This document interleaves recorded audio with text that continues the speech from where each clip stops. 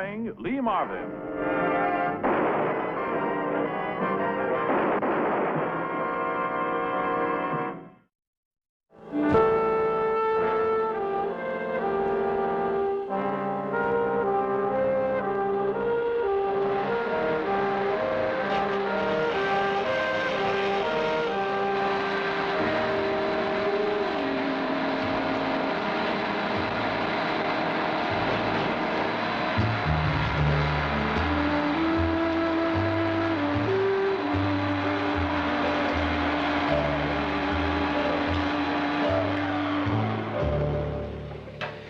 You know, Wilkes, I could have swore that I told you to keep away from Pete here. He's the kind of guy who runs out on his friends. I didn't run out, I just moved on. Well, we're keeping an eye on you, pal. You see, Wilkes, around here, we kind of watch everybody. Now, if you want to get along, why, it'll help you to play ball, you know what I mean? I pick my own friends. Roy, don't argue with him. Look, why don't you run along, huh, Sharpie? Pete here used to be one of us. Now it turns out he's, Mr. Schneider's boy, huh? You know, in a shop like this, Wilkes, a kid could get hurt awful easy, you know? If you didn't listen to friendly advice.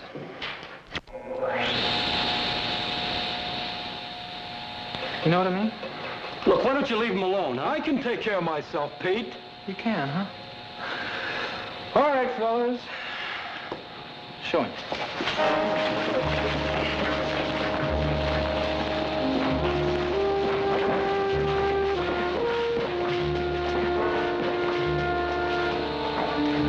So what do you say, kid, huh?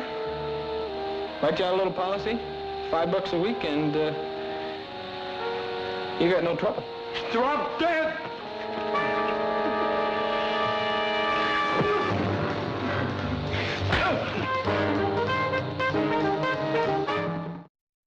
And that morning, I walked into a real piece of troubleshooting in Captain Gray's office. It was a beating this time. You know, they're going to close that school if there's any more trouble of this kind. Well, why does the principal keep those hoodlums around? The school would be a lot better off if they packed them out to a reformatory. Well, you're probably right. This Ralph Snyder, the principal's a dedicated man. He straightened out a lot of potentially bad kids in his day. Kids? These guys are 20 and 21. These kids are different than they were 20, 25 years ago, Frank. Then a kid didn't get beaten up with a blackjack. Frank, this is the third beating we've heard about. How many other kids have been afraid to talk? Gang rules. Somebody starting early learning how to put the squeeze on. Sure, in a couple more years, these kids will be going after bigger game Look, like you don't have to businessmen. convince me. Just tell me the kid's name and I'll get a story. Roy Wilkes. Thanks. I'd gone to school in this kind of a neighborhood, but we didn't use weapons to settle our arguments. I'd heard about Ralph Snyder, how he helped boys, and I made my way to his office.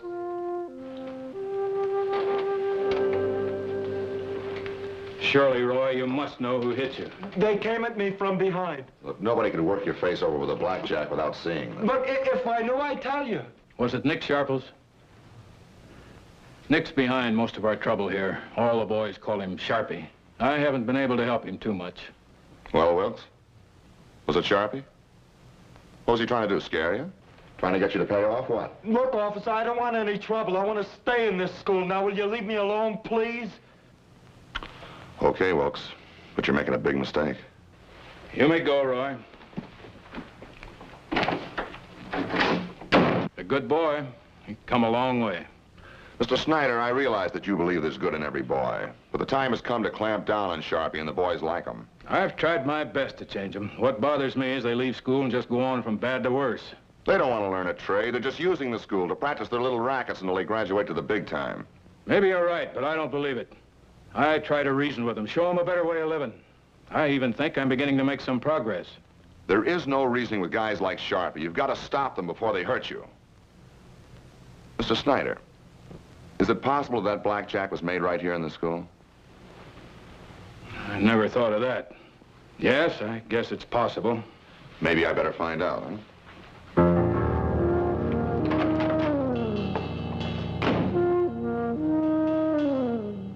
Talking to Sharpie was the first order of business. There was just a remote possibility he'd grown fond enough of that blackjack to hold on to it. A man from headquarters went over his place with a fine-tooth comb while I spent 2 hours trying to make him open up. Oh, I don't know what do you want me to do? Draw you a diagram? Sergeant? I still don't know what you're talking about. So why don't we all just kind of pick up our marbles and let me get out of here, huh? Sit down. Oh, yes, sirree, sir. If that's the way you want it. That's the way I want it. Let's start over again, Sharpie. The use of a blackjack is assault with a deadly weapon. That is a felony. What blackjack? Look, I showed you my room. Find anything, Frank? No, he didn't find anything. And they turned it upside down, too. Aren't you satisfied? No. No, I'm not. You know as well as I that I had nothing to do with little Roy Wilkes's pasting. Unless we find a witness. Why don't you hold him for investigation, Frank? Hey, there's a bright idea. Now, why don't you do that? Why don't you pull me in, huh? When I pull you in, sonny boy, we're going to keep you for a long time. Hey, look, Sergeant.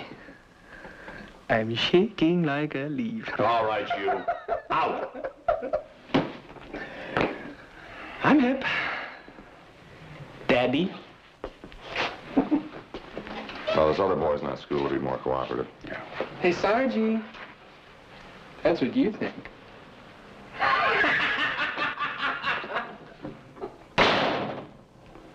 Think I was smart, Frank? Letting him know what your next move's gonna be? Sure. The quicker I can throw a scare into Sharpie, the quicker you'll panic. And he'll make a dumb move. And that's all I need is one dumb move.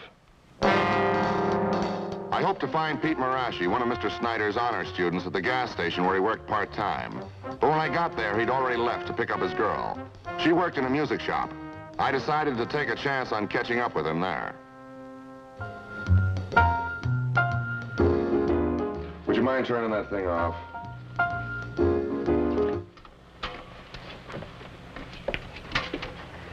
Thanks. Did you see anything leading up to the beating? You know, Sharpie riding Wilkes, putting a squeeze on him. I'm not sure I know what you mean, Lieutenant. Putting a squeeze on him, extortion, bribery. You know what I'm talking about, Pete. Come on, you've been around. Sure, but I don't see what that's got to do with somebody beating up Roy Wilkes. Besides, I already told you I wasn't there when it happened. Anything but a direct answer, huh? You think that's fair to Mr. Snyder? Look, you know what I think of Mr. Snyder. He's the greatest. All right, then level with me. Did you ever see Sharpie using a blackjack? No. Look, I used to run with Sharpie, but not anymore. Mr. Snyder, he talks some sense into me. It's not squealing if that's what you're afraid of. It's giving testimony.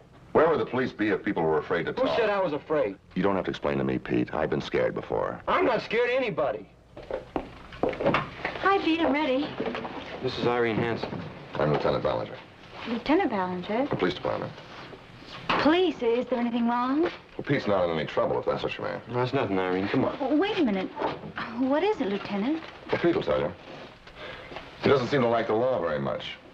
So maybe you better ask him which side he's on. Mr. Snyder's or Sharpie's. Well, Pete, here's my card in case you want to reach me. Nice to meet you. Sharpie again, huh? That's right. Can you help the police? You mean squeal to them? I don't understand you. What is this crazy loyalty you've got? Loyalty to a little hoodlum like Sharpie. It's not loyalty. I don't care what you call it. Listen, Pete, you said you'd given all that stuff up when Mr. Snyder promised to help you get a scholarship. I think he's the one that deserves your loyalty. Look, I have to live with those guys every day. I grew up with them. I know how they think. Think like them and you'll act like them. Pete, you're going to get ahead, and I want to go with you. But not if you're wrong. If there's anything you can do to help the police, do it for both of us. Pete? All right, I'll call him in the morning.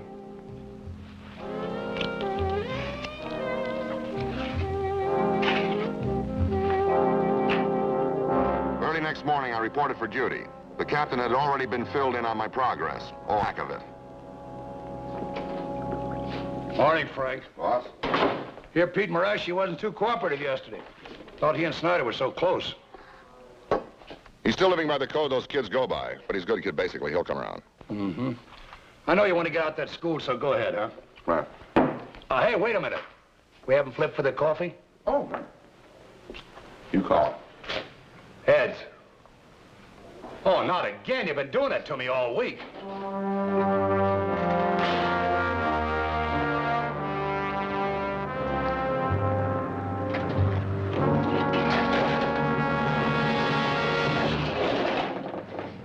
What do you want? Cops talked to you yet? Last night. You didn't tell them anything, then? That's right. We'll see that you don't. Who you calling? My girl. She's a good-looking chick. Nobody asked your opinion. Well, I just hate to see her get her face all messed up, you know? If you ever go near her, I'll kill you. Well, just play it my way and keep your mouth shut. Look, Sharpie, I'm warning you. And I'm warning you. Just keep your mouth shut, huh?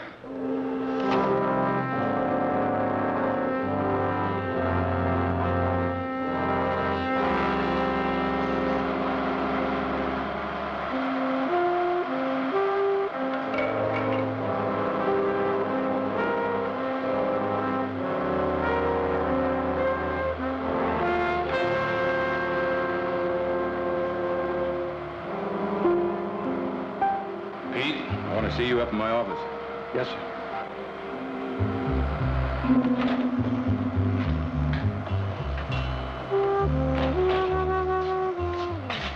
Joey, cover for me.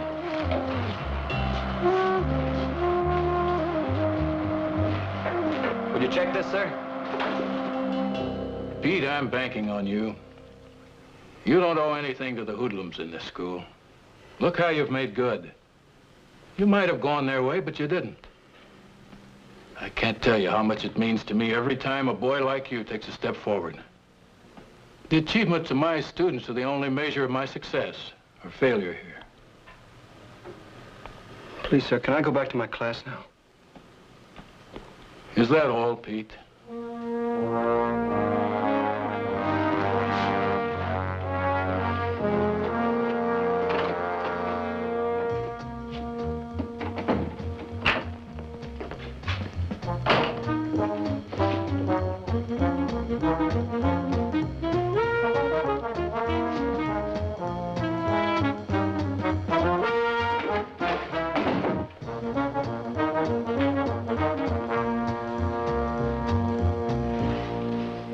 Ever see it before, Sharpie?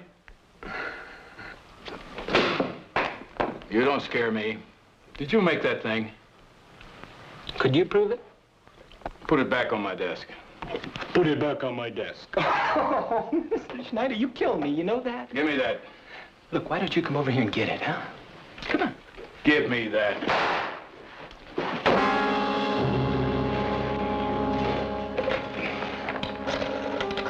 Oh, no. Look, we were going to leave the police out of this, don't you remember? You must be mad acting this way.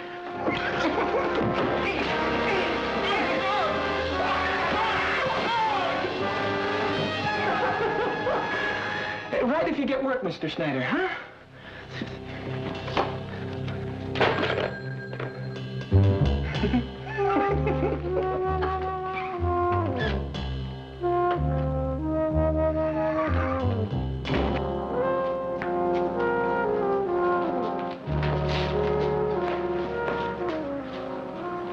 All right, somebody get an ambulance and be quick about it. Anybody see him fall? We questioned everyone at the school. 10 days later, we had investigated every angle of the case. But despite all our efforts, the coroner officially recorded Mr. Snyder's death as suicide. Now they're criticizing Snyder's methods. They say he saw good in cases even when there wasn't any. Yeah, listen to what this guy says. The principal committed suicide because he was unable to maintain proper discipline. We're gonna have to close the books on this one, Frank. Stay with it. They've checked and rechecked every angle. The chief's satisfied. But I'm not. Ralph Snyder was a fighter. He wouldn't commit suicide. Frank, you handled the whole investigation. You talked to every one of those kids. Nobody saw a thing. Well, maybe it's the same old story, huh? They're afraid? Yeah. Or maybe Snyder had some other reason for throwing in the towel. What? You mean illness? The autopsy proved that he was as sound as a dollar. Frank, I know how you feel. But a police officer can't let his personal feelings... My feelings have nothing to do with this. It's a murder case, and I want to find out about it. Captain Gray. Sure, Eddie, let her have this stuff. We've been all over it. Okay. Mrs. Snyder wants to go through her husband's stuff at the school. Take home some personal things.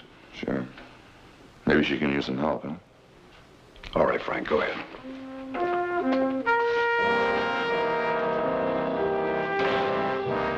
A teacher's life, 30 years of it, and then to be called a failure, a suicide. But Ralph was not a failure. Mrs. Snyder, please don't misunderstand me, but I have to be sure. Was your husband ever mentally ill under a psychiatrist's care? Oh, no, never. We had a very happy life, a good marriage. But Don can't stay in college now. You see, Ralph's life insurance is new, and there... A suicide clause. Yes. But I'll never believe it was suicide. And neither will I. Thank you. Thank you, Mrs. Snyder. Good day.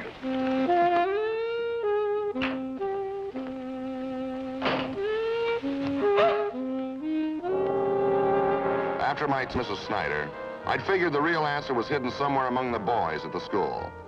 And my only chance of finding it was to play one group against the other. Look, is that all the cops got to do, waste time worrying about somebody beating up Wilkes? The case is bigger than that now, Pete. If Mr. Snyder's dead, why can't you leave him alone?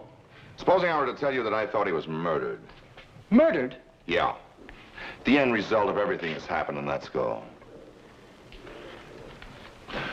The use of a blackjack on Wilkes. That's assault with a deadly weapon, a felony. Now, supposing Snyder found out something, some evidence, he was going to come to us. Mr. Snyder wasn't murdered. You know that, huh? If you told me the truth in the first place about the Wilkes case, we'd have Sharpie in custody right now. Mr. Snyder might still be alive. No, don't say that. Sharpie will stop at nothing to protect himself. And if I'm right, Peter boy, you're in for trouble. You and everybody close to you, including Irene. Pete, I need your help. You're not a hood like Sharpie. Mr. Snyder showed you a better way. You owe him that much. Look, I want to help you, but there's nothing I can do now. Okay, Pete, you just take your time, huh? But, buddy boy, don't make it too long. You can't see you anymore, Pete. You were wrong. Wrong from the start not to go to the police. Irene, I told you 100 times I had a good reason for not calling Lieutenant Ballinger. Well, I'm still waiting to hear it. Look, here's a bus ticket. I want you to leave town. Go to Milwaukee for a few days, huh? Milwaukee? Well, what for? What's happening? I'll explain it to you when you come back. All I want you to do now is trust me. Not unless you tell me what you're gonna do. Sharpie again, isn't it? He's still ruling your life. No, he isn't. I'm through worrying about him. I just don't want anybody else to get hurt, that's all. Look, I promise you by the time you come back, that part of my life will be over for good. Please, tell me you'll go. All right, Pete, if that's what you want, I'll go right after work. You better go, Pete. You're gonna be late for your night class.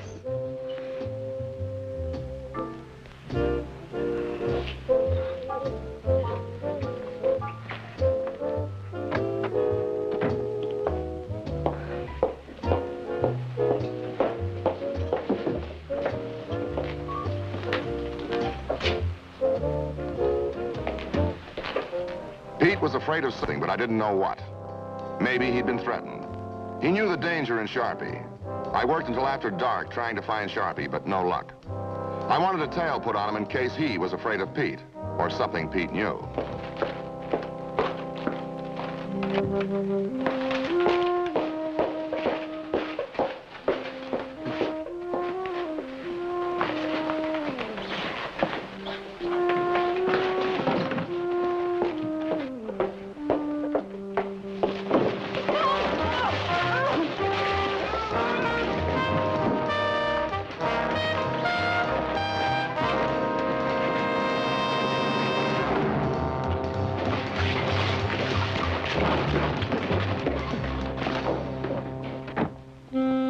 On my way back to M Squad, a call came through.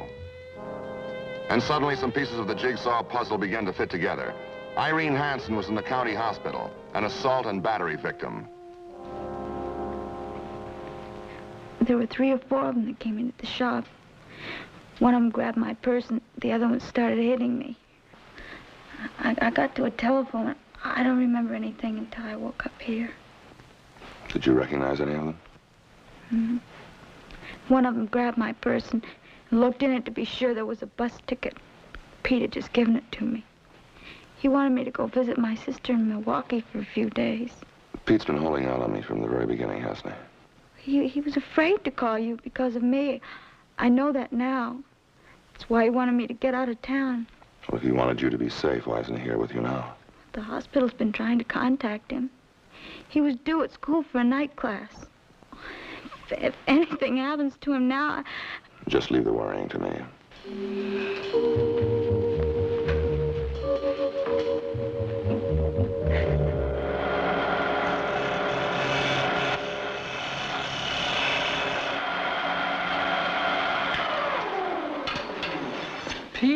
Petey.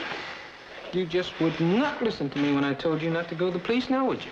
Look, I didn't tell him anything. Oh, come on, Pete. Joey, here saw you go and talk with the big lieutenant. Look, I didn't tell him anything. Maybe you didn't. But you were going to, weren't you, huh? Just as soon as your girl got out of town. Where was she headed, Joey? To Milwaukee. Look, would you get that chick? If you hurt her, I'll kill you. Oh, no, Pete. No, we wouldn't hurt her.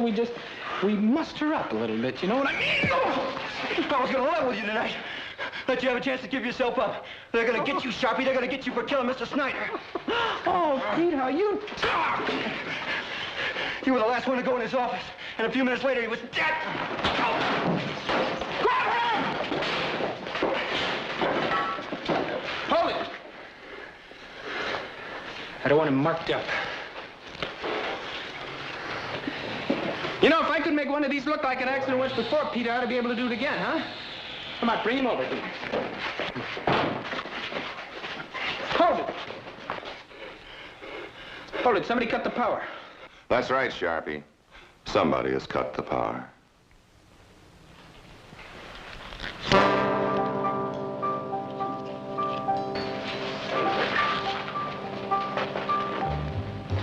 All right, copper.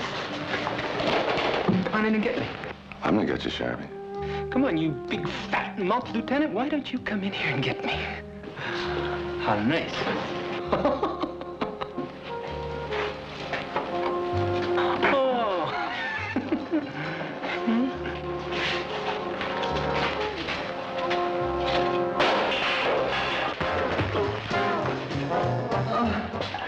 All right, jump him.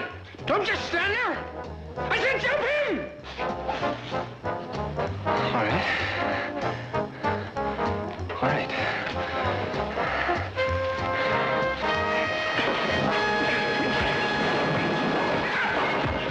Pete, that's enough.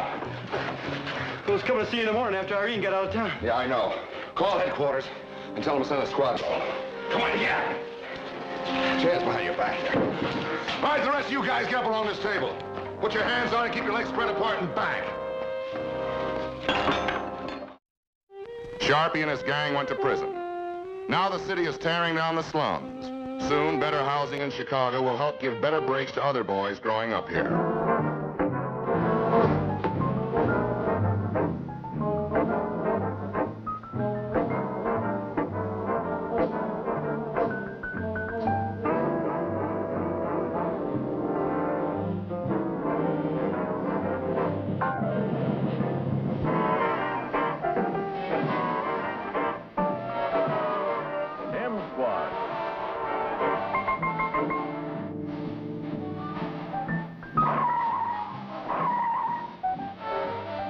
Starring Lee Marvin.